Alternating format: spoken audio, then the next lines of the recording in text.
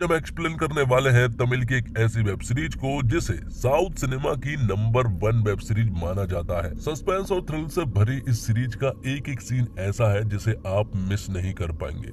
इस web series का नाम है सुडल द बोर्टेक्स का सीजन 2। तो फर्स्ट एपिसोड की शुरुआत होती है नंदिनी से, जो कि जेल में थी क्योंकि उसने फर्स्ट सीजन के एंड में गुनाह को मार दिया था, जिस वजह से उसे कोर्ट में लाया जाता है, जहां पर कि ऑपोजिशन के वकील का मानना ये था कि ये एक बहुत बड़ा क्राइम है और ये सेल्फ डिफेंस तो बिल्कुल भी नहीं है, जिस वजह से नंदिनी को उम्र कैद की सजा हो। लेकिन नंदिनी के वकील का मानना ये है कि ये एक सेल्फ डिफेंस है क्योंकि गुनाह पिछले 10 सालों से नंदिनी के साथ दुष्कर्म किए जा रहा था, जिस वजह से नंदिनी इस बार सेल्फ डिफेंस में पूरी तरह से तैयार थी।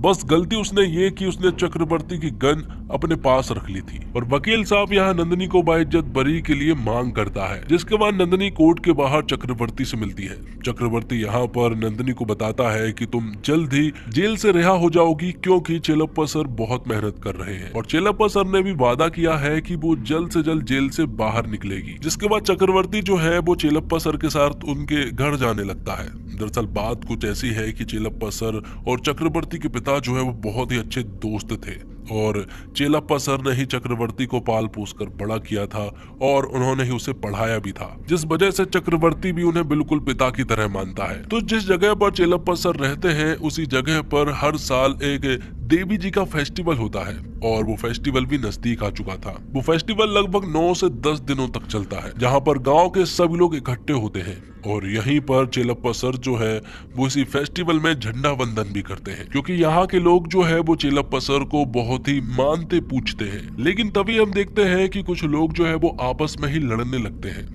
वहां जब चेलप्पा सर पहुंचे तो मालूम चला कि यहाँ पर 3 लोगों की आपसी लड़ाई हो रही थी। दरअसल में वहाँ 3 आदमी लड़ रहे थे क्योंकि फेस्टिवल के वक्त ये डिसाइड हुआ था कि 900 मीटर की जो जमीन है वहां पर कौन जो है वो व्यापार करेगा। ये तो पहले से ही डिसाइड हो गया था कि कौन व्यापार करेगा, लेकिन अब वो लोग बदल रहे थे, जिस वजह से उनके बीच में झगड़ा हो रहा था, जिस वजह से चेलप्पा सर कहते हैं कि उस जमीन को तीनों आपस में ही बांट लो और अगर वो इतना सा काम नहीं कर सकते हैं तो वो कोर्ट से ऑर्डर लाकर उस जमीन पर स्टे लगवा देगा और हो सके तो इस फेस्टिवल पर भी स्टे लगवा देगा, इसलिए अच्छे से काम कर लो। तो चेलप्पा सर की बात सभी लोग मान लेते हैं, जिसके बाद चेलप्पा सर अपने घर पहुंचते हैं, जहां पर कि हम देखते हैं कि चेलप्पा सर अपनी वाइफ मालती और चक्रवर्ती के साथ खाना खा रहे थे और चक्रवर्ती चेलप्पा की वाइफ मालती को मालती माँ कहकर पुकारता है क्योंकि वो भी उन्हें माँ की तरह मानता है। थोड़ी देर के बाद ही चेलप्पा सर का बेटा सुंदर आ जाता है, लेकिन सुंदर और चेलप्पा सर के बीच में ज्यादा नहीं बनती, वो अक्सर अपनी जॉब पर ही रहता है। जिसके बाद चेलप्पा सर यहाँ चक्रवर्ती से कहते हैं कि कल सुबह वो मुझे कॉटेज पर मिले, वहाँ मैं तुम्हें तुम्हारे पिता की कुछ चिट्ठियां बताऊंगा और अच्छी अच्छी बातें करेंगे। तो सुबह होते ही चक्रवर्ती जो है वो समुन्दर के किनारे कॉटेज पर पहुंच जाता है। वहां पहुंचकर थोड़ी देर तक वो दरवाजा खटखटाता है, लेकिन वहां चेलप्पा सर की तो कोई आवाज ही नहीं आ रही थी। वो कॉल भी करता है लेकिन तब भी कोई आवाज नहीं आती है। लेकिन जब वो खिड़की के द्वारा अंदर देखने की कोशिश करता है तो वो तो पूरी तरह से हैरान रह जाता है क्योंकि चेलप्पा सर को किसी ने मार दिया था। यहाँ पर चक्रवर्ती तुरंत ही अपने पास ही के पुलिस स्टेशन में कॉल करता है, जहाँ पर की मूर्ति नाम का एसआई कॉल उठाता है और वो उसे सारी चीजें बता देता है। जिसके बाद एसआई मूर्ति जो है वो तुरंत इस जगह पर आता है। चक्रवर्ती यहाँ मूर्ति को सारी चीजें बताता है और ये भी बताता है कि वो भी एक एसआई है, लेकिन उसके ऊपर एक छोटा सा केस चल रहा है जिस वजह से वो लीव पर है। लेकिन जब सारे पुलिस वाले अंदर घुसे तो यहाँ पर मूर्ति और उसके कांस्टेबल को लग रहा था कि ये एक सुसाइड है और चेलप्पा सर ने खुद को ही मार लिया है। लेकिन चक्रवर्ती बताता है कि ये कोई सुसाइड नहीं है क्योंकि अगर ये सुसाइड होता तो यहाँ पर गन जरूर मौजूद होती और चेलप्पा सर को गन से मारा गया है, लेकिन यहाँ पर गन मौजूद नहीं है। और तभी यहाँ पर डीआईजी सर आ जाते हैं और उन्हें भी ये बात बताई जाती है कि ये एक सुसाइड नहीं बल्कि मर्डर है। ये मर्डर किसने किया है, ये एक बहुत ही बड़ी गुत्थी थी, जिस वजह से डीआईजी सर जो है वो अपने ऊपर वाले ऑफिसर के पास कॉल करते हैं और उनसे चक्रवर्ती के बारे में सारी चीजें पूछते हैं। तो उन्हें मालूम चलता है कि दरअसल में चक्रवर्ती की जो गन थी उसी से नंदिनी ने गुनाह को मारा था और वो उस गन को ठीक से नहीं रख पाया था, जिस वजह से उसे कुछ दिनों के लिए सस्पेंड कर दिया गया था। लेकिन अब वो लीव पर है और अब डीआईजी सर यहाँ पर चक्रवर्ती से कहते हैं कि तुम भी ऐसा ही हो, इसलिए तुम इस केस को संभालोगे। बात कुछ ऐसी है कि मूर्ति और चेलप्पा सर के बीच में कुछ ज्यादा नहीं बनती थी, इसलिए डीआईजी सर ये केस मूर्ति को नहीं देना चाहते हैं। जिसके बाद यहाँ पर डीआईजी सर शहर के कुछ बड़े लोगों से मिलता है और ये 3 लोग वही लोग हैं जो कि फेस्टिवल में लड़ाई कर रहे थे। यहाँ वो लोग डिसाइड करते हैं कि चेलप्पा सर की गुजर जाने की वजह से हम इस बात को छुपाएंगे, क्योंकि अगर ये बात सबको पता चल गई तो ये फेस्टिवल रुक सकता है। इसलिए वो डिसाइड करते हैं कि चेलप्पा सर का अंतिम संस्कार जो है वो हम दूसरे रास्ते से लेकर जाएंगे और समुद्र के बाजू में करा देंगे, जिसके लिए सभी लोग मान भी जाते हैं। थोड़ी देर के बाद ही कॉटेज के पास जो है वो मालती माँ आ जाती है। उन्हें पता तो लग चुका है कि चेलप्पा सर के साथ कुछ बुरा हुआ है, लेकिन उन्हें पक्का नहीं पता था। लेकिन जब वो अंदर जाकर चेलप्पा सर को इस हालत में देखती है तो वो भी पूरी तरह से हैरान रह चुकी थी। जैसे तैसे करके उन्हें संभाला जाता है कि तभी यहाँ पर चक्रवर्ती को किसी की आवाज सुनाई पड़ती है जो कि एक अलमारी से आ रही थी।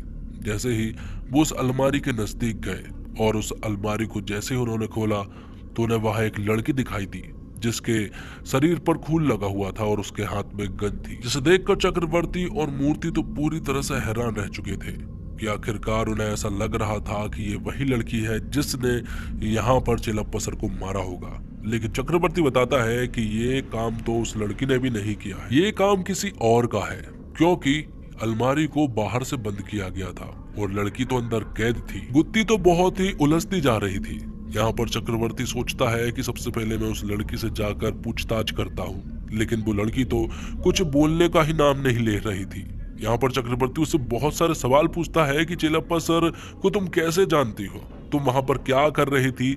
मूर्ति भी ऐसे बहुत सारे सवाल पूछता है, लेकिन वो लड़की कोई भी जवाब नहीं देती है, जैसे मानो उसे कोई सदमा लग गया हो। बात दूसरी तरफ जेल में हम नंदिनी को देखते हैं। जेल में ही उसकी दोस्ती एक ट्रांसजेंडर से हो चुकी थी। उसकी भी कोई फैमिली नहीं है, उसे घर से भगा दिया गया था। नंदिनी भी बताती है कि अब उसकी भी कोई फैमिली नहीं है। वहाँ वो ट्रांसजेंडर उससे कहती है कि तुम्हें तो कोई ना कोई फैमिली जरूर मिल जाएगी। तभी जेल में ही नंदिनी को सरोजा नाम की औरत के बारे में मालूम चलता है, जो कि यहाँ पर जेल में कई सारी औरतों की मदद कर रही थी। उन्हें वो कई सारी चीजें सिखा रही थी ताकि वो इंडिपेंडेंट बन सके, और वो काफी सुलझी हुई भी थी। ये सारी चीजें नंदिनी ने नोटिस कर ली थी और नंदिनी को मालूम चलता है कि सरोजा अपने पति की वजह से जेल में आई है, क्योंकि वो एक एमएलए है और उन्होंने एक झूठे केस में सरोजा को जेल के अंदर करवा दिया। अब चक्रवर्ती के पास कुछ लोग पहचान वाले आते हैं और जैसे ही वो लोग जेल में आए तो लोगों ने यहाँ पर उस लड़की को पहचान लिया था। वो बोलते हैं कि ये तो मधुबाला है, जो कि पहले फेस्टिवल में डांस करने का काम किया करती थी, लेकिन 2 साल पहले वो ग्रुप भी बंद हो गया था। जिसके बाद मधुबाला कहाँ गई थी इसके बारे में किसी को भी नहीं मालूम। यहाँ पर वो आदमी चक्रवर्ती को एक और लड़की के बारे में बताता है जो कि इन्हीं के ग्रुप में थी और वो फेस्टिवल में डांस किया करती थी। उसका नाम यस्तिका है। जिसके बाद चक्रवर्ती तुरंत ही यस्तिका से मिलने के लिए पहुंच जाता है। जब वो उसे मधुबाला की फोटो बताता है तो यस्तिका बताती है कि ये मधुबाला है और बहुत ही ज्यादा अच्छी लड़की थी। 2 साल पहले हम फेस्टिवल में डांस किया करते थे, लेकिन 2 साल पहले ही उस फेस्टिवल में डांस को बंद करवा दिया गया था, जो कि चेलप्पा सर नहीं करवाया था। यस्तिका यहाँ पर बताती है कि मधुबाला बहुत ही ज्यादा अच्छी लड़की थी। वो बहुत शांत लड़की थी, जैसे मानो वो यहाँ पर डांस करने नहीं बल्कि जॉब करने आया करती थी। जैसे ही डांस होता तो वो तुरंत ही चुपचाप चली जाया करती थी। जब फेस्टिवल में डांस का प्रोग्राम बंद किया गया तो हमने अपना अलग धंधा खोल लिया था और उसी धंधे में हमने मधुबाला को भी लाने की कोशिश की, लेकिन मधुबाला ने इस ऑफर को ठुकरा दिया था, क्योंकि वो कोई भी उल्टा सीधा काम नहीं करती है। जब वो डांस करती तो सारे लोग जो है वो पागल हो जाया करते थे। अब वो जब लोग वापस जा रहे थे तब यहाँ पर चक्रवर्ती मूर्ति से कई सारे सवाल पूछता है। मूर्ति बताता है कि चेलप्पा सर ने ही इस डांस के प्रोग्राम को बंद करवाया था, क्योंकि यहाँ पर कोई डांस जो है वो थोड़ा अश्लीलता भरा था और उस डांस के प्रोग्राम को दरअसल मैं त्रिवेंगनम नाम का एक आदमी करवाया करता था और त्रिवेंगनम और चेलप्पा सर के बीच में इसी वजह से थोड़ी सी दुश्मनी भी हो चुकी थी। जिसके बाद अब चक्रवर्ती को देखते हैं जो कि मालती माँ के पास बैठा हुआ था। मालूम चलता है कि चेलप्पा सर के जाने की वजह से मालती माँ पूरी तरह से टूट गई है। वो तो कमरे से बाहर तक नहीं निकली है। वो उन्हें बहुत ज्यादा याद कर रही थी, क्योंकि 30 सालों बहुत ज्यादा याद कर रही थी, क्योंकि 30 सालों तक वो एक दूसरे के साथ थे। कभी उन्होंने एक झगड़ा तक नहीं किया। और चक्रवर्ती भी यहाँ पर मालती माँ को अपने चेलप्पा सर के बारे में बता रहा था, जिसे वो पिता की तरह मानता था। उन्होंने ही उसे बड़ा किया, उन्होंने ही उसे संभाला था और पढ़ाया लिखाया भी था। जिसके बाद चक्रवर्ती सुंदर से मिलने के लिए जाता है तो यहाँ वो उनसे कहता है कि तुम्हें कुछ दिन अभी मालती माँ के साथ रहना चाहिए क्योंकि उनकी हालत थोड़ी ठीक नहीं है। साथ ही वो उनसे चेलप्पा सर के बारे में पूछता है और त्रिवेंद्रम के बारे में पूछता है। तो यहाँ पर सुंदर त्रिवेंद्रम और चेलप्पा सर के बारे में बताता है कि 2 साल पहले जब डांस का प्रोग्राम जब मेरे पिता ने रोका था तो त्रिवेंद्रम और पापा के बीच में थोड़ा झगड़ा हो गया था। त्रिवेंद्रम का कहना ये था कि जो डांसर है उनकी रोजी रोटी तो यही है और अगर ये डांस नहीं करेंगे तो वो कहाँ जाएंगे।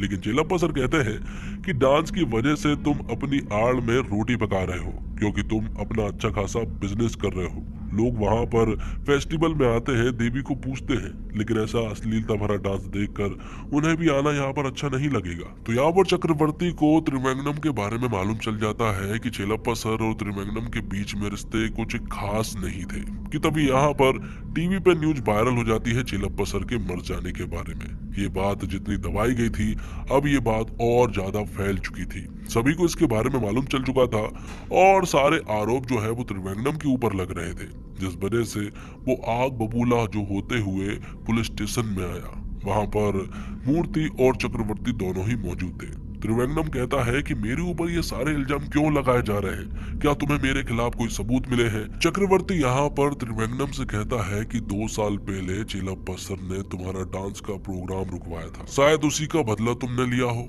और तुम तो मधुबाला को भी बहुत अच्छे से जानते होगे क्योंकि वो तुम्हारे ही डांस ग्रुप में थी। यहाँ पर त्रिवेंद्रम चिल्लाते हुए कहता है कि मेरे और चेलप्पा के बीच में बिल्कुल भी मत आना, हम जितने अच्छे दोस्त थे उतने अच्छे दोस्त गांव में कोई भी नहीं है। वो 2 साल पहले का ये किस्सा बताता है कि जब त्रिवेंद्रम और चेलप्पा सर के बीच में डांस ग्रुप को लेकर एक छोटा सा झगड़ा हुआ था, उसी रात वो लोग शराब पीने के लिए बैठे। वो लोग बहुत मजाक किया करते थे, जब भी कोई झगड़ा करते वो हर रात को यहाँ पर आते और शराब पीते और खूब एंजॉय करते।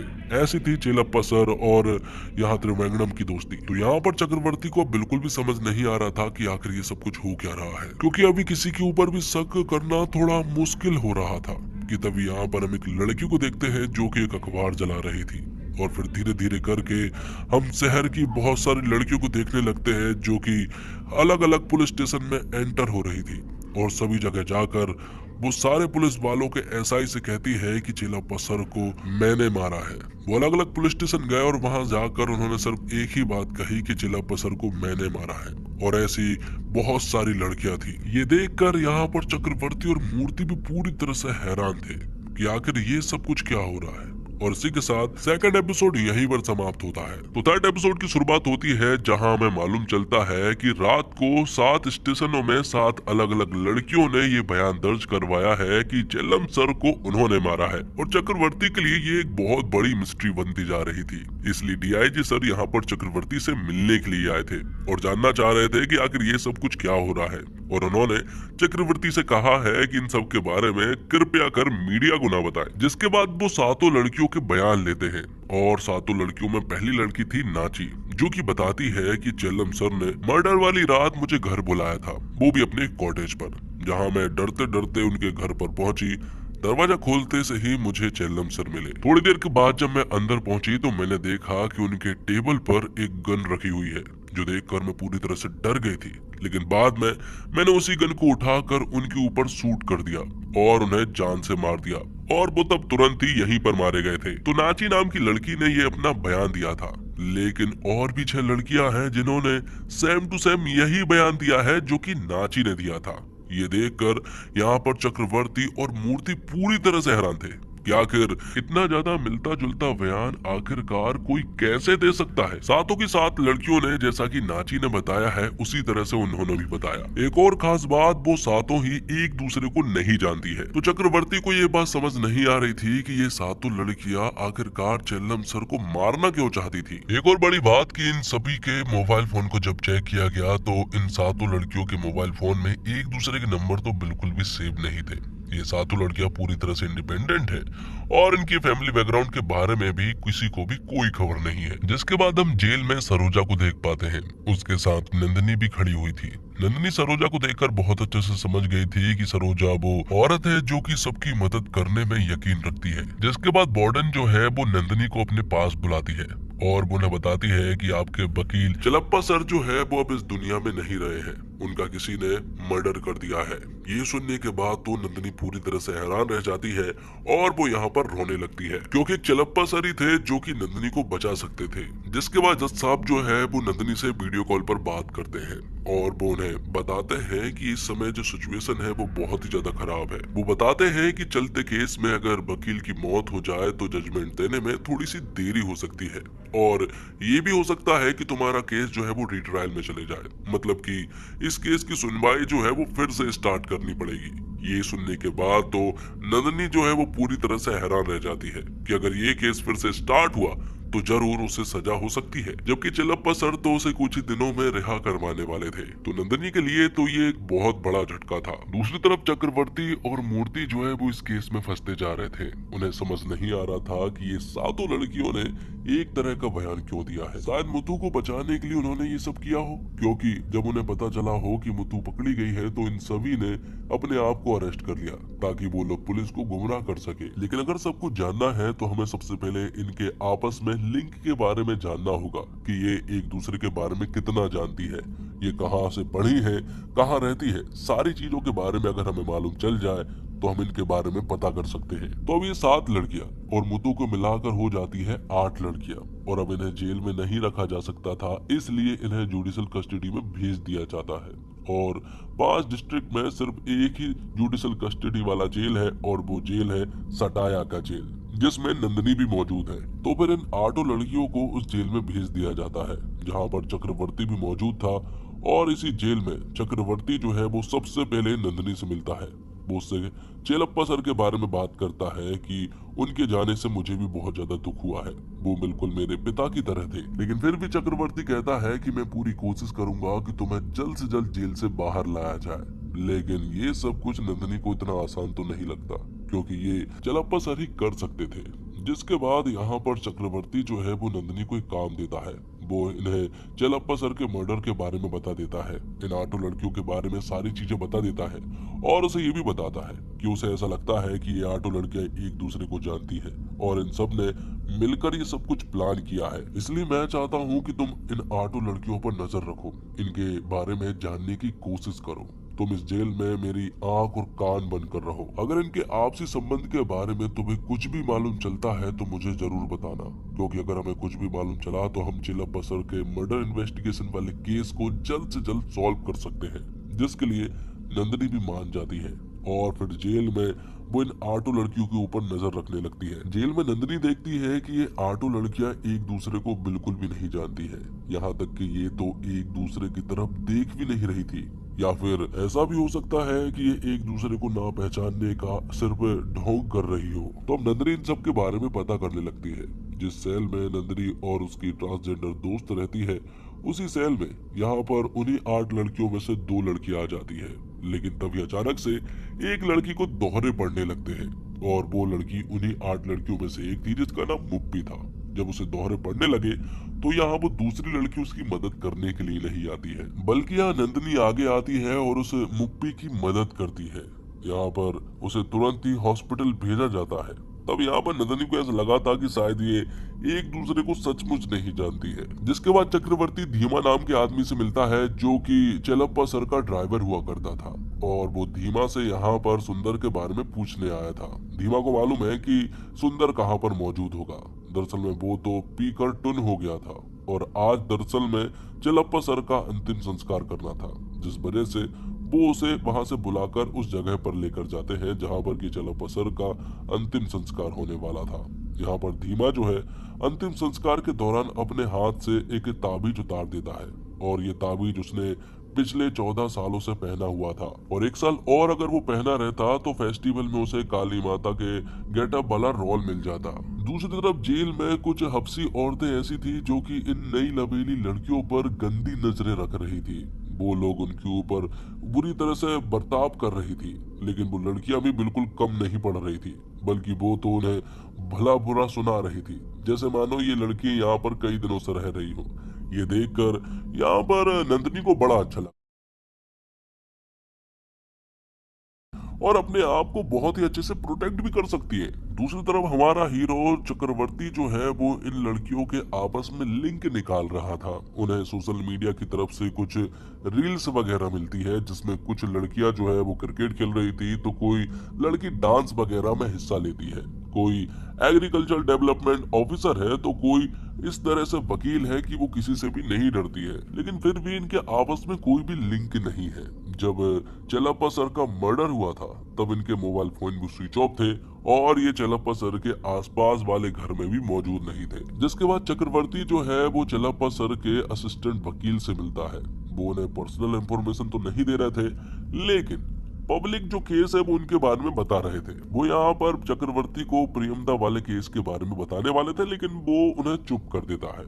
बाद में मूर्ति उनसे कहता है कि तुम्हें भी हमें सब कुछ बताना चाहिए और तुम क्या सोच रहे हो और क्या करना चाहिए उन सब के बारे में तुम्हें हमें बताना चाहिए। लेकिन चक्रवर्ती को मूर्ति के ऊपर भरोसा नहीं है। ये बात मूर्ति भी बहुत अच्छे से जानता है, इसलिए मूर्ति यहाँ पर चक्रवर्ती को 1 साल पहले का एक किस्सा बताता है। बात कुछ ऐसी है कि 1 साल पहले प्रियमदा मैडम का जो है वो एक स्कूल खुलने वाला था और बाजू में ही एक लैंड था जिसे घूस के तौर पर प्रियमदा मैडम ने वो जमीन जो है वो मूर्ति के नाम कर दी थी।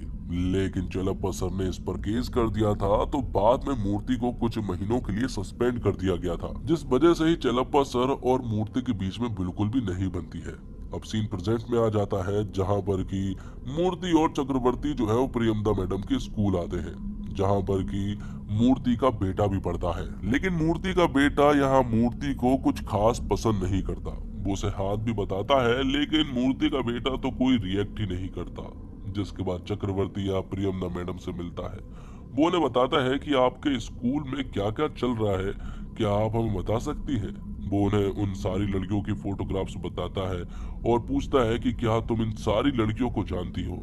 लेकिन प्रियमदा मैडम कहती है कि मैं इन सारी लड़कियों में से किसी एक लड़की को भी नहीं जानती हूँ। प्रियमदा मैडम चेलप्पा सर के बारे में भी बताती है कि वो एक नेक इंसान थे। उनके बीच में नोकझोंक जरूर हुई थी, लेकिन वो एक दूसरे से काफी अच्छे से ही बर्ताव किया करते थे। अब जेल में जिस लड़की को दोहरे पड़े थे उसका नाम मुप्पी है और नंदिनी उससे मिलने के लिए जाती है। वो उसका हालचाल पता करने के लिए जाती है, तो मुप्पी बताती है कि वो बिल्कुल ठीक है। उसे एक बीमारी है जिस वजह से उसे दोहरे पड़ते हैं।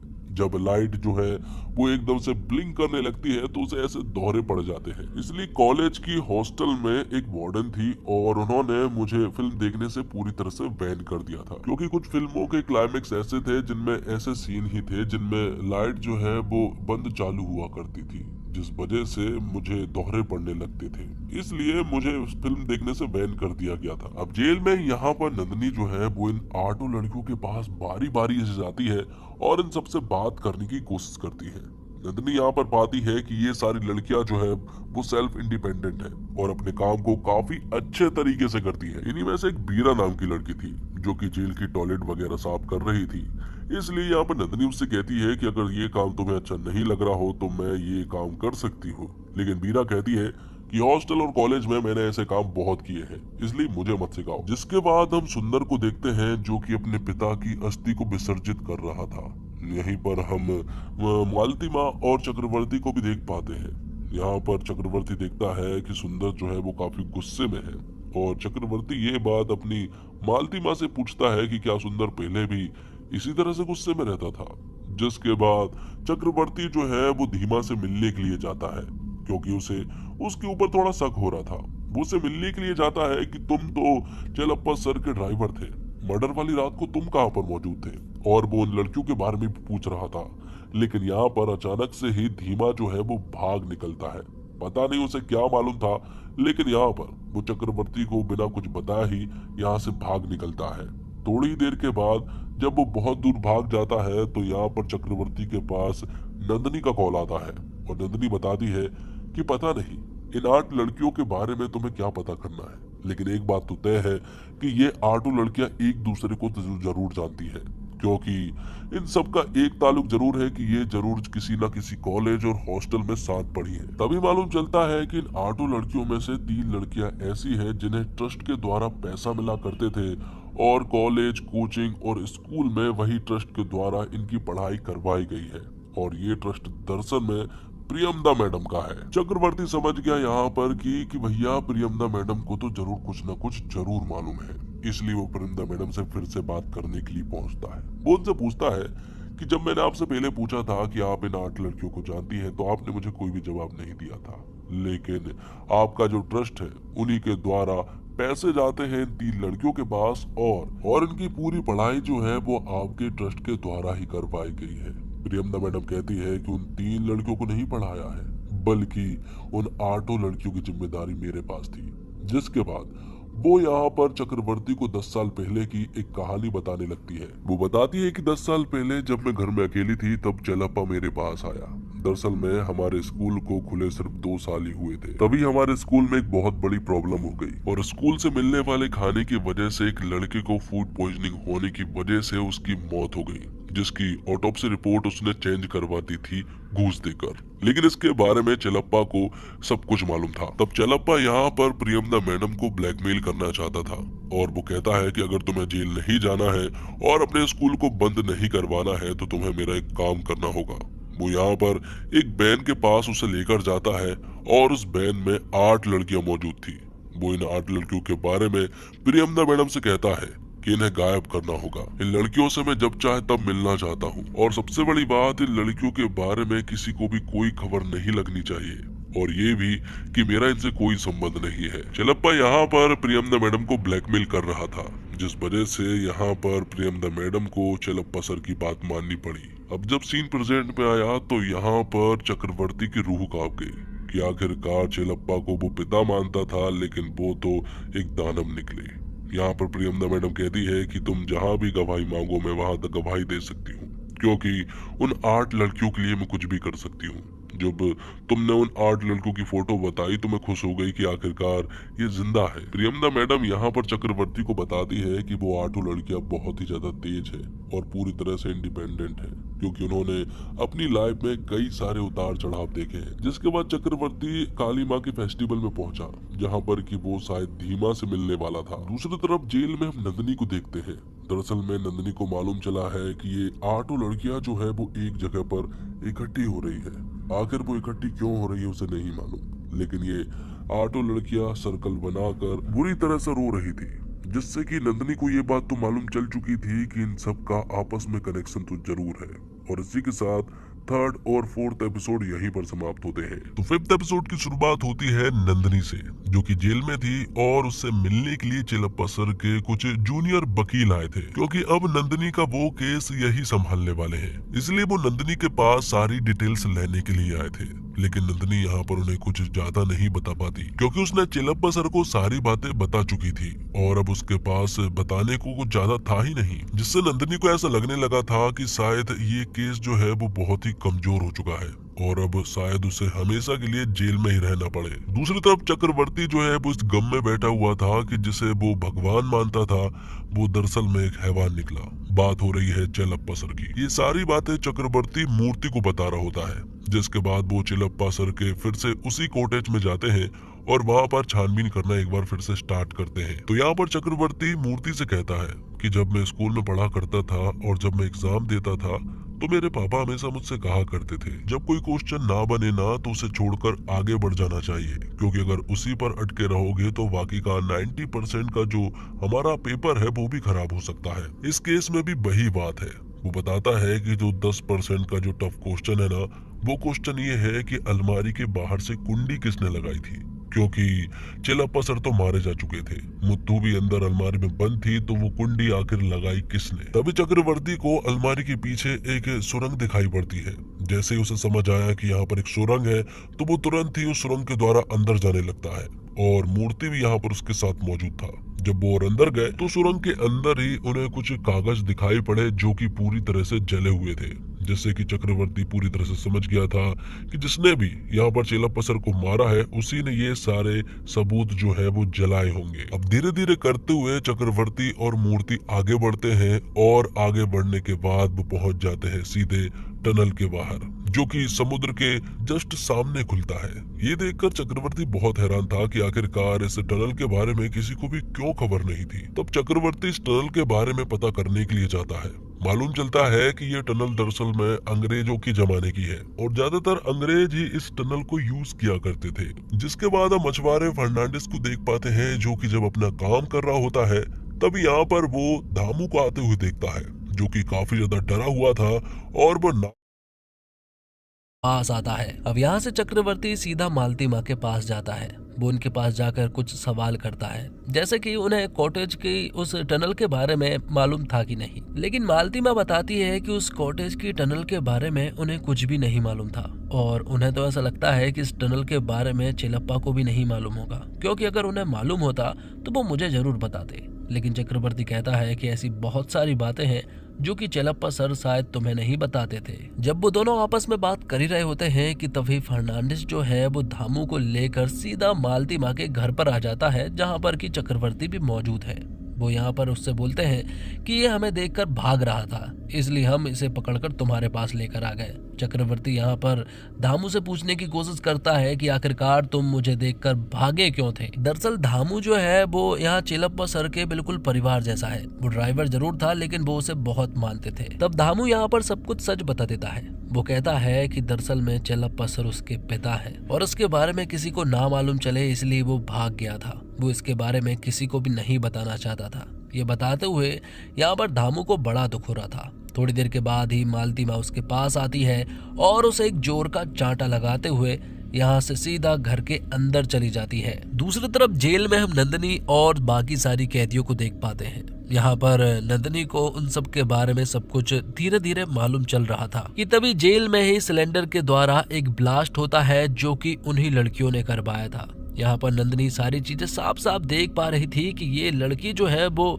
जेल में उत्पात मचा रही है। तभी मुप्पी जो है वो अंदर एक खुफिया कमरे में जाती है और वहां से कुछ कागज वगैरह चुराने लगती है। उसे जो कागज चाहिए था वो उसे मिल तो जाता है, लेकिन तभी यहाँ पर वार्डन आ जाती है और उसे पता चल गया था कि यहाँ पर कोई ना कोई लड़की तो जरूर छिपी है। लेकिन इससे पहले कि वो उसके पास पहुंच पाती, यहाँ पर नंदिनी आ जाती है और वो उस वार्डन को अपने साथ ले जाती है। वो उसे बताती है कि अंदर जो है वो बहुत बुरे हालात हैं, इसलिए उसे अंदर जाना पड़ता है। यहाँ पर नंदिनी मुप्पी से पूछती है कि आखिरकार तुमने क्या कागज चुराया है और आखिर तुम ये सब कुछ क्यों कर रही हो, जिस पर मुप्पी बताती है कि अब ये सब कुछ बताने का टाइम नहीं है, और यहाँ से वो दोनों ही चले जाते हैं। दूसरी तरफ हम देखते हैं कि हमारा हीरो चक्रवर्ती जो है वो टनल के अंदर ही कुछ फिंगरप्रिंट वगैरह कलेक्ट करता है, और यहाँ पर उसे उन 8 लड़कियों के फिंगरप्रिंट मिल जाते हैं, जो कि पूरी तरह से उन 8 लड़कियों के फिंगरप्रिंट से मैच हो रहे थे। तो वो 8 लड़कियां अंदर आई थी, ये बात तो एकदम तय थी। लेकिन उन लोगों ने यहाँ पर चिलप्पा सर को मारा क्यों, ये बात बिल्कुल भी समझ नहीं आ रही थी। चक्रवर्ती को एक बात और मालूम चलती है कि उन 8 लड़कियों में से एक मुथु नाम की लड़की है और उसके फिंगरप्रिंट 2 बार दिखाई दिए हैं। मतलब कि चक्रवर्ती समझ जाता है कि मुत्तू जरूर एक बार वापस गई होगी और उसके बाद फिर से वापस आई होगी। शायद जो कुछ भी चिलप्पा सर ने सबके साथ किया था, उन सब के लिए यहाँ पर मुत्तू ने शायद उसे माफ नहीं किया था। तो जब सारी लड़कियां टनल से बाहर चली गई थी, तब मुत्तू अकेली अंदर आई। यहाँ पर मुत्तू और चिलप्पा सर के बीच में जरूर कुछ न कुछ बात हुई होगी और बाद में चिलप्पा सर ने खुद को गोली मार ली होगी। लेकिन ये देखकर यहाँ पर मुत्तू जो है वो काफी ज्यादा सदमे में चली गई होगी, इसलिए वो वापस टनल से बाहर नहीं जा पाई और वो उसी अलमारी में कैद हो गई। लेकिन अभी भी सुई वहीं अटक रही थी कि आखिरकार कुंडी को बाहर से किसने बंद किया था। तो ये एक सुसाइड केस भी बन रहा है, इसलिए यहाँ पर चक्रवर्ती जो है वो डीआईजी सर से बात करने के लिए जाता है और उन्हें सारी चीजें बताता है। लेकिन डीआईजी सर को ऐसा लगता है कि अगर उन 8 लड़कियों ने मारा है तो उन्हीं को फंसाया जाए, बल्कि ये एक सुसाइड केस तो बिल्कुल भी नहीं नजर आ रहा है। लेकिन चक्रवर्ती थोड़ा सा टाइम मांग रहा था कि जैसे ही उसे इनके बारे में सब कुछ मालूम चलेगा वो तुरंत ही आपको बताएगा। जिसके बाद हम नंदिनी को देखते हैं, जो कि उन्हीं 8 लड़कियों के पास बारी बारी से जाती है और उन्हें सीधा एक कमरे में लेकर आती है। दरअसल में नंदिनी जो है वो इन सारी लड़कियों को यहाँ पर चक्रवर्ती से मिलाना चाहती है, लेकिन वो लड़कियां कहती है कि हमें किसी से भी नहीं मिलना है, हम तो यहाँ से जाना चाहते हैं। जब वो लड़की यहाँ से जाने लगती है तो नंदिनी बताती है कि जो तुम्हारे साथ सब कुछ हुआ है वो मेरे साथ भी हो चुका है और मैंने ही अपने चाचा की जान भी ली थी, क्योंकि वो मेरे साथ शोषण किया करता था। तो तुम्हारी कहानी और मेरी कहानी बिल्कुल सेम है और चक्रवर्ती जो है वो तुम्हारी मदद करना चाहता है, इसलिए इसे सब कुछ बता दो। लड़कियां अभी भी थोड़ी कंफ्यूज थी, वो थोड़ी नर्वस भी थी कि आखिरकार चक्रवर्ती को सारी बातें बताना ठीक होगा या फिर नहीं। लेकिन तभी उन्हीं में से एक लड़की आगे आती है और वो चक्रवर्ती को सब कुछ बताने लगती है और कहानी जो है वो 10 साल पीछे शिफ्ट हो जाती है, जहाँ हम नागम्मा और रवि नाम के कपल को देख पाते हैं। दोनों ही शादीशुदा हैं और दोनों ही एक दूसरे से बहुत ही ज्यादा प्यार करते हैं। दोनों के बीच में बहुत प्यार है और दोनों की ही फैमिली नहीं है, इसलिए दोनों ने ही एक दूसरे को फैमिली बना कर रखा है। एक दूसरे के बिना मतलब वो बिल्कुल भी नहीं रह सकते हैं। तो रवि का काम जो है वो मछली पकड़ने का है। उसके पास एक बोट भी थी, लेकिन कुछ उधार लेने के चक्कर में उसकी बोट पर कब्जा कर लिया गया है। इसलिए अपनी बोट को बचाने के लिए वो पैसे कमा रहा है ताकि वो अपनी बोट को वापस ला सके और फिर वो अपनी बीवी नागम्मा के साथ एक अच्छी जिंदगी जिएगा। तभी रवि के पास कुछ लोग आते हैं जो कि रवि से काम करवाना चाहते थे। जिन लोगों ने रवि के पास इन लोगों को भेजा था वो लोग उसे ऑनर बुलाते हैं। रात हो चुकी थी और रवि अभी तक वापस नहीं आया था। नागम्मा को अपने पति की टेंशन हो रही थी, इसलिए वो बाहर निकल जाती है उसे देखने के लिए। कि तभी यहाँ पर नागम्मा देखती है कि रवि तो यहाँ पर कुछ 8 लड़कियों को बांध कर एक बोट में लेकर जा रहा है। ये देखकर नागम्मा पूरी तरह से हैरान थी। वो यहाँ पर रवि से कहती है कि आखिरकार तुम ये क्या कर रहे हो। रवि बताता है कि अगर मैंने ये छोटा सा काम कर दिया तो हमें हमारी बोट मिल जाएगी और हमें साथ में ढेर सारा पैसा भी मिलेगा। पर नागम्मा इसके पूरी तरह से खिलाफ थी। वो कह रही थी कि हमें ऐसी बोट नहीं चाहिए कि जिसके बदले में हमें कुछ लड़कियों के साथ बुरा करना पड़े। नागम्मा यहाँ बिल्कुल भी नहीं मान रही थी। तब यहाँ पर रवि जो है वो नागम्मा को एक थप्पड़ मार देता है और नागम्मा बेहोश हो जाती है। जिन लड़कियों को जहाँ पर रखा गया था नागम्मा को वो वहीं पर ले जा लेता है। जब नागम्मा की आंख खुली तो वो बहुत ज्यादा रो रही थी कि आखिरकार रवि को उसने क्या समझा था और वो क्या निकला। तभी यहाँ पर ऑनर आता है और वो इन सारी लड़कियों को देखकर चला जाता है और रवि अब इनकी डिलीवरी करने लगा था। थोड़ी देर के बाद ही रवि नागम्मा के पास जाता है और उसके हाथ में जो रस्सी बंधी हुई थी वो उसे खोल देता है। लेकिन नागम्मा उससे कहती है कि हमें कोई पैसा नहीं चाहिए, हमें कोई बोट नहीं चाहिए, बस इन लड़कियों को तुम वापस छोड़कर आ जाओ। लेकिन रवि उसकी बात बिल्कुल भी नहीं मान रहा था। यहाँ पर नागम्मा उससे कहती है कि मैंने तुझे क्या समझा था और तू क्या निकला। और गुस्से में यहाँ पर वो रवि की गर्दन काट देती है। बाद में नागम्मा को बहुत बुरा लगा था क्योंकि वो जिस इंसान को भगवान समझ रही थी वो तो एक दानव निकला, जिस वजह से नागम्मा को बहुत दुख हो रहा था। दूसरी तरफ लोगों को मालूम चल चुका था कि नागम्मा ने रवि को मार दिया है। वो लोग यहाँ पर नागम्मा और रवि को ढूंढने के लिए घर भी आए थे, लेकिन उन्हें कुछ भी नहीं मालूम चला और उन्हें रवि का वो सर भी मिल गया था। अब पुलिस और वो लोग जो है वो नागम्मा और उन लड़कियों को ढूंढ रहे थे। नागम्मा उन्हें किसी तरह से छिपा छिपा कर रख रही थी। नागम्मा को बहुत अच्छे से मालूम है कि अगर ये लड़कियां उन लोगों के हाथ लग गई तो वो लोग इन्हें बेच डालेंगे, इसलिए नागम्मा उन्हें छिपा छिपा कर रख रही थी और उनका बहुत ज्यादा ख्याल भी रख रही थी।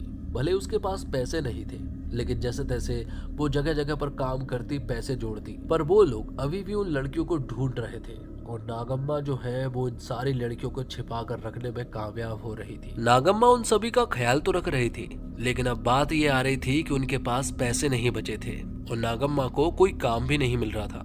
उनके सारे कपड़े भी जो है वो पूरी तरह से फट चुके थे, इसलिए अब उसके पास कोई और काम नहीं था, इसलिए वो धंधे वाली लाइन में चली गई। उन 8 लड़कियों को पालने पोसने के चक्कर में नागम्मा ने अपनी इज्जत को भी बेच डाला ताकि वो अपनी 8 लड़कियों का ख्याल रख सके। जितना प्यार नागम्मा उन 8 लड़कियों से करती है वो 8 लड़कियां भी नागम्मा से उतना ही प्यार करती है। अब जब फिर से रात को रेड लाइट एरिया में जब नागम्मा जाती है तो वो वहां देखती है कि पुलिस ने वहां रेड मार दी है और यहीं पर उसकी मुलाकात होती है चेलप्पा से, जो कि सारी लड़कियों को बचा रहा था। नागम्मा को पता चल गया था कि चेलप्पा एक वकील है, इसलिए नागम्मा चेलप्पा से मिलने के लिए जाती है और उन्हें वो उन 8 लड़कियों के बारे में बताती है। नागम्मा चेलप्पा को ये भी बताती है कि आखिर ये लोग उन लड़कियों को बेचने वाले थे, लेकिन मैंने उन्हें बचाया और अब उनका हमेशा ख्याल रखेगी, लेकिन उन लोगों को सजा तो मिलनी चाहिए। यहाँ पर नागम्मा ने चेलप्पा को उन लोगों के बारे में बताया नहीं था कि आखिर वो कौन है, बस वो कोर्ट में गवाही देने के लिए आ सकती है। तो नागम्मा कोर्ट में गवाही देने के लिए अगले दिन जाने वाली थी, लेकिन उससे पहले अपनी 8 बच्ची को उसे सही जगह पर छोड़ना था, इसलिए वो उन्हें एक मंदिर के पास छोड़ देती है और उनसे कहती है कि वो शाम को अपनी बच्चियों को लेकर यहाँ से चली जाएगी। और फिर जब नागम्मा कोर्ट के पास पहुंची तो अचानक से 2-3 लोग उसका पीछा करने लगते हैं और अचानक से वो लोग यहाँ पर नागम्मा के ऊपर हमला कर देते हैं। दरअसल में वो लोग उन 8 लड़कियों के बारे में पूछ रहे थे, लेकिन जब नागम्मा ने उन्हें कुछ नहीं बताया तब वो आदमी नागम्मा को बुरी तरह से मार देते हैं। लेकिन मरते वक्त नागम्मा ने यहाँ पर चेलप्पा सर को 8 लड़कियों के बारे में बता दिया था कि वो लड़कियां जो है वो खतरे में है और वो आदमी वहां पहुंच जाएंगे उसने बताया कि वो सारी लड़कियां जो है वो मंदिर के पास है। तब चेलप्पा सर को जब ये बात मालूम चली तो चेलप्पा सर ने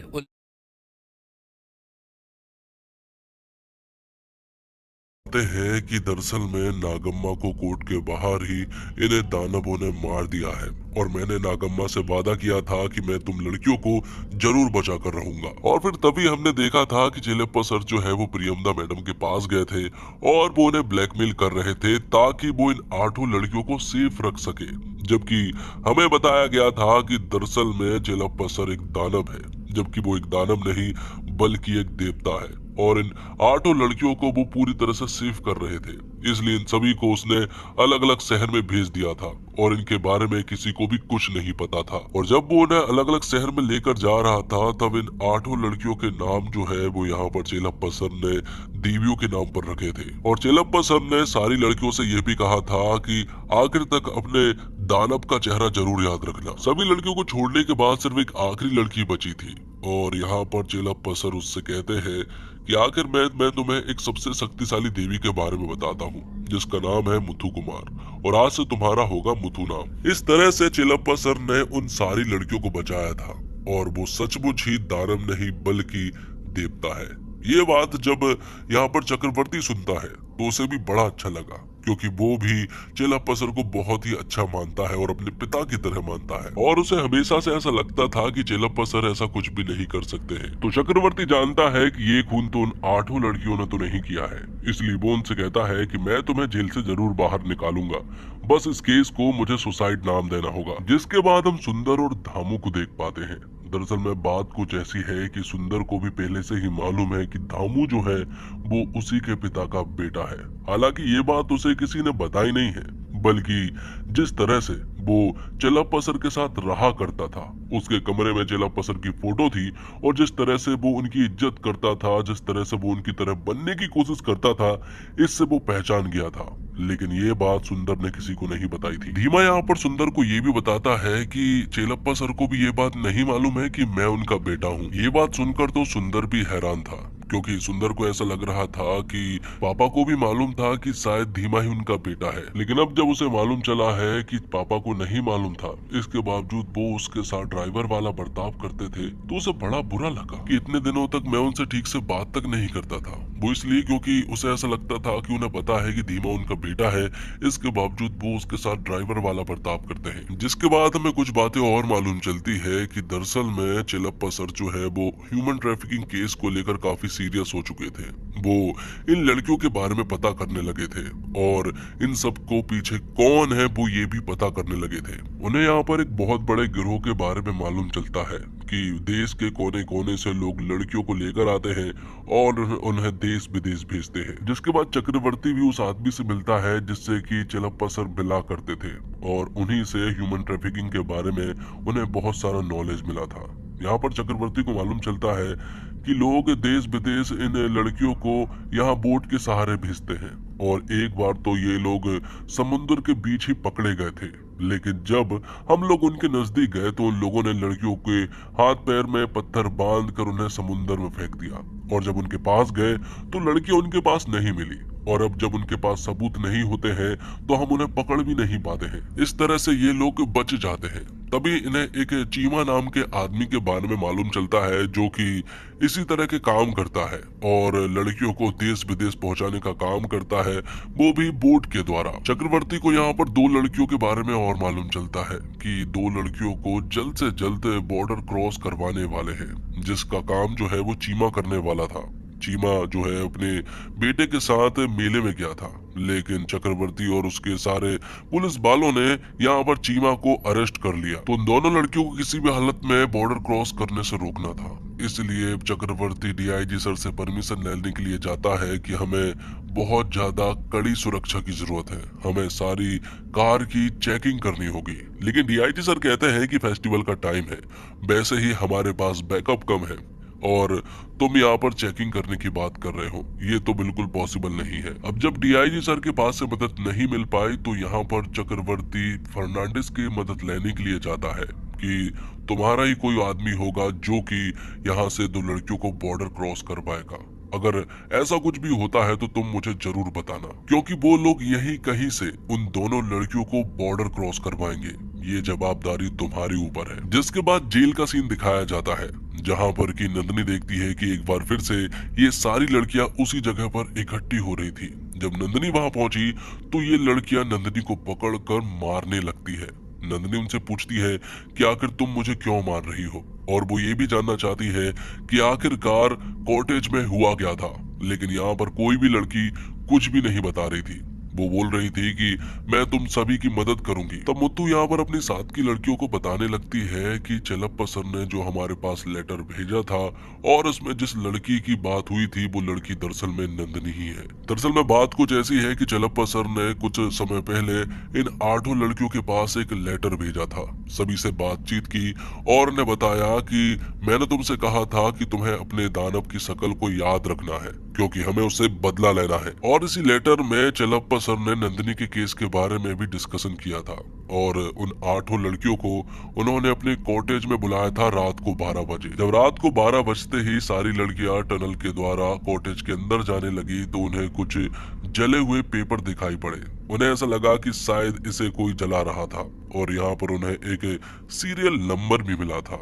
जिसके बाद जब वो अंदर गई तो वो पूरी तरह से हैरान रह चुकी थी, क्योंकि चेलप्पा सर को किसी ने जान से मार दिया था। ये देखकर सारी लड़कियां बहुत ज्यादा रोने लगी, क्योंकि वो तो अपने देवता से मिलने के लिए आई थी। चेलप्पा सर को देखकर ऐसा लग रहा था कि जैसे उन्होंने सुसाइड किया है, क्योंकि उनके हाथ में गन भी थी। लेकिन सारी लड़कियां बहुत अच्छे से जानती है कि चेलप्पा सर अगर हमें यहाँ पर मिलने के लिए बुला रहे थे तो वो यहाँ पर खुद की जान तो बिल्कुल भी नहीं लेने वाले थे, मतलब कि उन्हें जरूर किसी ने मार डाला है। मुत्तू कहती है कि इन्हें इस तरह से मारा गया है कि लोगों को लगे कि ये सुसाइड केस है और पुलिस वाले भी इसे सुसाइड केस बोलकर बंद कर देंगे, इसलिए हमें कुछ ऐसा करना होगा कि ये मर्डर लगे। इसलिए हम सारी लड़कियां अलग अलग पुलिस स्टेशन में एक ही वक्त पर पुलिस वालों को सरेंडर करेंगे और सभी को एक ही कहानी बताएंगे। लेकिन बाकी की सारी लड़कियों को ऐसा लग रहा था कि मुत्तू का दिमाग खराब हो गया है, वो सदमे में चली गई है, इसलिए वो उल्टी सीधी बकवास कर रही है।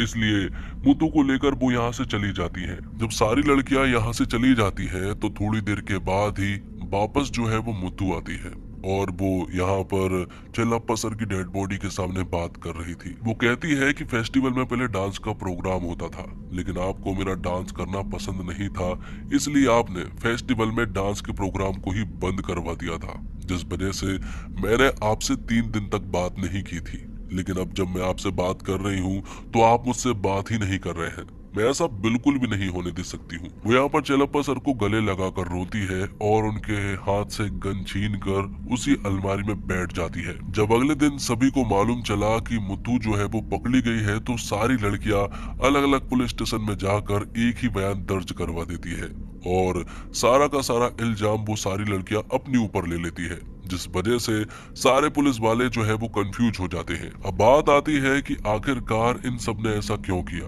और इसी पुलिस स्टेशन में कैसे आई। तो बात ये है, उन्हें यहाँ पर उस सीरियल नंबर के द्वारा उन्हें उनके दानव के बारे में पता चल गया था और वो कोई दानव नहीं बल्कि एक राक्षसी है और उसका नाम है सरोजा। इसी के साथ 6 एपिसोड तो यहीं पर खत्म होते हैं। अब 7th और 8th एपिसोड की शुरुआत करते हैं। तो जेल में सरोजा जो है वो बहुत ही अच्छे ढंग से रहती है।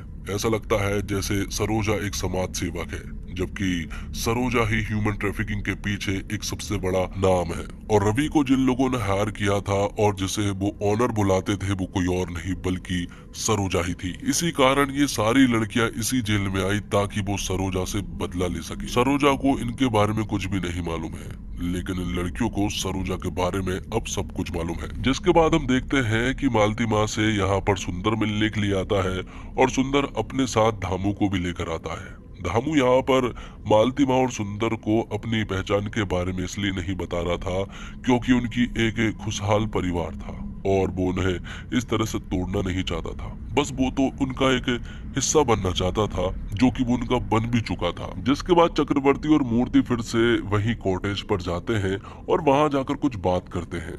यहाँ पर चक्रवर्ती मूर्ति से कहता है कि मैंने तुमसे एक बात कही थी कि जब 10% क्वेश्चन आपसे ना बने तो 90% कर लेना चाहिए। अब मुझे ऐसा लगता है कि 90% भी क्वेश्चन हल हो चुका है और अब सिर्फ 10% बचा है उस 10% की बात कर ली जाए। वो 10% का क्वेश्चन ये है कि कुंडी को बाहर से किसने लगाया था। उसने इस केस को इतना इन्वेस्टिगेट किया है, उससे उसे ये तो मालूम चल गया है कि कुंडी को पहले तो नहीं लगाएगी, कुंडी को बाद में ही किसी ने लगाई है। जब हम गेट तोड़कर अंदर घुसे तभी उस कुंडी को लगाई गई थी। बात मेरी है तो मैंने तो वो कुंडी नहीं लगाई है। अब सिर्फ एक ही इंसान बचता है और वो हो तुम। इतना कहने पर यहाँ पर मूर्ति जो है वो चक्रवर्ती पर हमला कर देता है। चक्रवर्ती शुरुआत में तो मूर्ति को बुरी तरह से मारने लगता है, लेकिन आखिर में मूर्ति यहाँ पर चक्रवर्ती को बुरी तरह से घायल करके यहाँ से भाग जाता है। जिसके बाद हमें एक फ्लैशबैक का सीन दिखाया जाता है। जब चेलप्पा सर को मारा गया था तभी उन्होंने देखा कि अलमारी से किसी की आवाज आ रही है। उन्हें समझ आ गया था कि शायद लड़कियां ही टनल के द्वारा आ रही होंगी, लेकिन यहाँ पर लड़कियां नहीं थी बल्कि मूर्ति था। मूर्ति को इस टनल के बारे में मालूम चल गया था। वो यहाँ पर चेलप्पा सर के पास आया और उनसे कहा, आप जो ह्यूमन ट्रैफिकिंग केस के पीछे पड़े हैं उसे बीच में ही छोड़ दें, क्योंकि अगर आप उसके पीछे पड़े रहे तो आपके साथ बहुत कुछ बुरा हो सकता है। चेलप्पा सर कहते हैं कि कुछ भी बुरा नहीं होने वाला, क्योंकि मेरे पास बहुत सारे सबूत हैं। दरअसल में चेलप्पा सर को बहुत अच्छे से मालूम चल गया था कि इस केस के पीछे कोई और नहीं बल्कि सरोजा है। और चेलप्पा सर को ये बात भी बहुत अच्छे से मालूम चल गई थी कि सरोजा और मूर्ति के बीच में नाजायज संबंध है। सरोजा एमएलए की पत्नी तो थी, लेकिन उसके कारनामे बहुत ही ज्यादा खराब थे। जब सरोजा ने एमएलए को मार दिया तो उसका जेल जाने का वक्त आ गया था, लेकिन वो जल्द ही जेल से छूट भी जाती। लेकिन ह्यूमन ट्रैफिकिंग को अभी भी जारी रखना था, इसलिए उन्होंने अपने पीछे अपने सबसे खास आदमी मतलब की मूर्ति को छोड़कर चली गई। तो चेलप्पा सर के पास बहुत सारे सबूत थे और उनको इन सब के बारे में सब कुछ मालूम भी चल गया था। इससे पहले कि वो कुछ और बता पाते, यहाँ पर मूर्ति ने चेलप्पा सर को जान से मार दिया था। चेलप्पा सर को एक गोली मारने के बाद यहाँ पर मूर्ति ने एक गोली उन्हीं के हाथ से ऐसे पड़वाई जैसे कि उन्होंने सुसाइड किया हो, और उस जगह को यहाँ पर मूर्ति ने बिल्कुल क्लियर कर दिया था। उनके पास से जो कुछ भी सबूत मिले थे यहाँ पर मूर्ति ने सब कुछ टनल में जला दिया था, और मूर्ति यहाँ पर सरोजा के कहने पर ही ये सब कुछ कर रहा था, क्योंकि उसके साथ उसके नाजायज संबंध थे। हम नंदिनी जो है वो सरोजा की उस जगह पर जाती है जहाँ पर कि सरोजा जो है वो टोकरी बनाने का काम करती है, लेकिन तभी नंदिनी ने देखा कि यहाँ पर सरोजा की बहुत सारी औरतें हैं जो कि उन 8 लड़कियों पर हमला करवा कर उन्हें जान से मरवाना चाहती है। दूसरी तरफ हम देखते हैं कि चक्रवर्ती बुरी तरह से घायल तो था, लेकिन तभी यहाँ पर फर्नांडिस आता है और वो बताता है कि जिन 2 लड़कियों की तुम बात कर रहे हो उन्हें बॉर्डर के पास ले जाया जा रहा है और जल्द से जल्द वो लोग बॉर्डर भी क्रॉस कर लेंगे। तब चक्रवर्ती कहता है कि हमें जल्द से जल्द उस जगह पर जाना होगा और उन लोगों को रोकना भी होगा। दूसरी तरफ जेल में नंदिनी जो है वो उन 8 लड़कियों को अपने पास बुलाती है और उस अड्डे पर ले जाती है। वो उन्हें बताती है कि सरोजा आज तुम्हें जान से मरवाने वाली है, लेकिन यहाँ पर वो लड़कियां कहती है कि इसी दिन का तो हम बहुत टाइम से इंतजार कर रहे थे। वो सारी लड़कियां नंदिनी को उसी जगह पर बंद कर देती है और यहाँ पर सरोजा और उनकी औरतों से सामना करने के लिए उसी जेल के अंदर पहुंच जाती है। तो जिन लड़कियों को बॉर्डर क्रॉस करवानी है ये काम पूरा का पूरा मूर्ति के पास था और मूर्ति ही उन्हें बॉर्डर क्रॉस करवा कर विदेश भागने वाला था। तो जेल में सरोजा की औरतें जो है वो हड़कंप मचा देती है, सभी लोगों को बुरी तरह से मारने लगती है। लेकिन फिर बाद में सरोजा की उन औरतों का सामना इन 8 लड़कियों से होता है। ये 8 लड़कियां बहुत ज्यादा गुस्से में थी और वो लोग इनसे लड़ने लगती है, लेकिन शुरुआत में तो इन 8 लड़कियों की हालत बहुत ही ज्यादा बुरी थी। ये लोगों को बुरी तरह से मारा जा रहा था, लेकिन जब जैसे ही फील्ड पर सरोजा आई तो सभी लोग गुस्से में आ गई, उनका खून उबलने लगा और अब तो वो किसी से भी नहीं डरने वाली थी। जैसे ही उन लोगों ने सरोजा को देखा तो उनके अंदर एक अलग तरह की एनर्जी आ गई, उनके अंदर एक अलग तरह का जोश आ गया और फिर वो लोग इन सभी औरतों को बुरी तरह से मारने लगी। लेकिन सरोजा भी कुछ कम नहीं थी, वो भी बहुत ही खतरनाक है। वो अकेले ही इन 8 लड़कियों के ऊपर भारी पड़ रही थी, वो उन्हें बुरी तरह से मारने लगी थी। लेकिन जब उन्हें आखिर में गुस्सा आया तो ये 8 लड़कियां सरोजा को बुरी तरह से पीटने लगी। ये समझ लीजिए कि उसे तो उन्होंने फुटबॉल बना दिया था। दूसरी तरफ चक्रवर्ती जो है वो यहाँ पर मूर्ति का पीछा करते करते उनकी बोट तक पहुंच चुका था, लेकिन ये स्मगलर हमेशा से यही करते हैं। जैसे ही पुलिस वालों को अपने पास आता हुआ देखते हैं तो ये लोग लड़कियों के पैर में पत्थर डालकर उन्हें समुंदर में फेंक देते हैं ताकि इन्हें कोई सबूत ना मिले और ये लोग बाइज्जत बरी हो जाए। इस बार भी इन लोगों ने ऐसा ही किया था। इस बार भी इन लोगों ने उन दोनों लड़कियों के पैर में पत्थर बांधे और उन्हें समुंदर में फेंक दिया था। वहां दूसरी तरफ जेल में नंदिनी किसी तरह से अपने आप को छुड़ा लाती है और यहाँ पर सीधा उन 8 लड़कियों के पास पहुंचती है जो कि सरोजा को पूरी तरह से पेल रही थी। यहाँ पर नंदिनी उन 8 लड़कियों को रोकने की खूब कोशिश करती है और सरोजा को किसी तरह से उस पिंजरे से बाहर भी निकाल देती है। और यहाँ पर नंदिनी रोते हुए उन सारी लड़कियों से कह रही थी कि जो गलती मैंने की है वो गलती कभी भी मत करना। मैंने भी अपने दानव को जान से मार दिया था, मैंने मार तो दिया था, लेकिन आज तक मुझे कभी भी चैन की नींद नहीं आई है। इसलिए जो गलती मैंने की है वो गलती तुम बिल्कुल भी ना करो। नंदिनी यहाँ पर उन सभी को बहुत समझाती है कि उसने जो गलती की थी उस गलती की वजह से उसे आज तक पछताना पड़ रहा है। वो आज तक चैन की नींद नहीं ले पाई है। मुझे मालूम है कि जो मैंने किया था वो सही किया था, लेकिन उसका कोई दूसरा रास्ता भी हो सकता था जो मैंने नहीं अपनाया। लेकिन तुम्हारे पास यहाँ पर मौका है, तुम अपने आप को बचा सकती हो। जिसको सजा मिलनी चाहिए उसे जरूर सजा मिलेगी। यहाँ पर नंदिनी की बातें जो है वो उन्हें हिट कर जाती है और वो सभी लोग नंदिनी को गले लगा लेती है। दूसरी तरफ हम देखते हैं कि चक्रवर्ती ने उन दोनों लड़कियों को भी पानी से डूबने से बचा लिया था। अब कुछ समय के बाद इन लड़कियों को रिहा कर दिया जाता है क्योंकि चिलप्पसर को मारने के पीछे लड़कियों का हाथ नहीं बल्कि मूर्ति का है, जिसे बहुत बड़ी सजा मिलने वाली है। लेकिन सारी लड़कियों को भी ये बात समझ आ गई थी कि नंदिनी ने उनकी जिंदगी खराब होने से उन्हें बचा लिया है। और फिर कुछ समय के बाद नंदिनी का केस भी कोर्ट में लग जाता है, जहाँ कोर्ट नंदिनी को बेगुनाह मानता है और उसे बाइज्जत बरी कर देता है। लेकिन जिस रिवॉल्वर से नंदिनी ने गुनाह को मारा था वो रिवॉल्वर चक्रवर्ती की थी। चक्रवर्ती ने उस रिवॉल्वर को ठीक से नहीं रखा था, इसलिए उसे सस्पेंड कर दिया जाता है। और फिर आखिर में हम देखते हैं चक्रवर्ती के साथ नंदिनी को। नंदिनी यहाँ पर चक्रवर्ती से कहती है कि मैंने भी गुनाह को मारा था, लेकिन मुझे ऐसा लगता है कि मैं भी गलत हूँ। लेकिन चक्रवर्ती उसे समझाता है, ये जो तुमने काम किया है ये काम वैसे तो पुलिस का है, लेकिन अगर ये सब कुछ किसी और के साथ भी हो रहा होता तब भी वो लोग यही करते।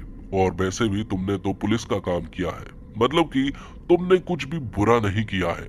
इसी के साथ ये वेब सीरीज यहीं पर समाप्त होती है। तो दोस्तों उम्मीद करता हूँ आपको ये वीडियो पसंद आई होगी। वीडियो पसंद आई हो तो वीडियो को लाइक करके चैनल को सब्सक्राइब जरूर कीजिएगा ताकि आपको इसी तरह के लेटेस्ट और फ्रेश कंटेंट मिलते रहे।